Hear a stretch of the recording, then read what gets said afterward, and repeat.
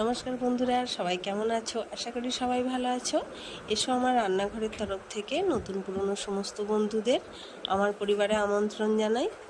দেখো, অনেক দিন পর কিন্তু আজকে একটা রেসিপি ভিডিও নিয়ে চলে এলাম। আর আজকে আমি তৈরি করছি চিংড়ির একটি দুর্দান্ত রেসিপি। চলো তাহলে বেশি বকবক না করে দেখে নেওয়া যাক আজকে এই চিংড়ির অসাধারণ স্বাদের খুব ইজি একটি রেসিপি আজকে তৈরি করছি সর্ষে দিয়ে, পোস্ত দিয়ে। চলো দেখে নেওয়া যাক। দেখছো, এখানে কিন্তু চিংড়ি মাছগুলো বেশ বড় বড় সাইজের আমি চিংড়ি মাছ নিয়েছি। আর এগুলো তোমরা কিন্তু চাইলে ওই কাঠি দিয়েও, ওই সরু যে স্টিকগুলো হয় কাবাব টাবাব বানানো হয় ওগুলো দিয়ে করতে পারো, কিন্তু আমার কাছে ওগুলো নেই। দেখো, হাতে নিয়ে আমি দেখিয়ে দিচ্ছি যে চিংড়ির সাইজগুলো কতটা বড়। আর চিংড়ি কিন্তু অবশ্যই এই যে ভিতর দিকগুলো, এগুলো দেখবে অনেক কালো কালো নোংরা থাকে, এগুলো কিন্তু অবশ্যই করে ভালো করে পরিষ্কার করে নেবে। একটা পুরনো ব্রাশ দিয়ে কিন্তু ঘষে ঘষে এগুলোকে ভালো করে পরিষ্কার করে নেওয়া যায়।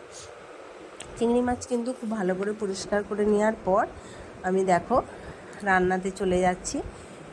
আমি এখানে কড়াই বসিয়ে দিয়েছি আর রান্নাটা কিন্তু সর্ষের তেলে করছি। দেখছো, তেলটা কিন্তু খুব বেশি দিইনি। চিংড়ি মাছ রান্না করতে কিন্তু খুব বেশি তেলের প্রয়োজন হয় না। দেখো, এক এক করে কিন্তু চিংড়ি মাছগুলো তেল গরম হওয়ার যাওয়ার সাথে সাথে কড়াতে মাছগুলো দিয়ে দিয়েছি। আর দেখবে চিংড়ি মাছ কিন্তু একটু ভাজা হলেই বেশ লাল লাল একটা কালার চলে আসে, দেখতে কিন্তু অসাধারণ লাগে। চিংড়ি মাছ কার কার ভালো লাগে অবশ্যই কমেন্টে জানিও। আর চিংড়ি নিয়ে কিন্তু অনেক মতবিরোধ আছে। কেউ বলে চিংড়ি মাছ নয়, জলের পোকা, আবার কেউ বলে না চিংড়ি মাছ। সে যাই হোক, খেতে ভালো লাগে এটাই ব্যাস, পোকাই হোক বা মাছই হোক। চিংড়ি প্রথমে কিন্তু দেখো মাছগুলো অল্প করে ভেজে নিয়েছি, এরপর এর যে দাঁড়াগুলো এগুলো কিন্তু খুব মোটা মোটা ছিল, আর এর ভেতরেও কিন্তু খুব সুন্দর শাঁস থাকে, তাই ওগুলোও একটু কড়াইয়ে দিয়ে দিলাম লাস্টের দিকে, হালকা করে একটু ভেজে নেব।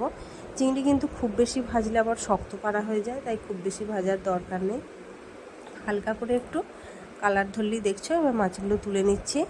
আর তেলটা দেখছো কেমন ফেনার মতো হয়ে গেছে, তার কারণ এই চিংড়ি মাছের মাথায় যে ঘিলুটা থাকে না, ওটা আসলে এরকম ফেনার মতো হয়ে যায়। এখন দেখো মাছগুলো সব ভেজে তুলে নিয়েছি। কড়াইয়ের মধ্যে আরও একটু তেল দিয়ে দিচ্ছি, খুবই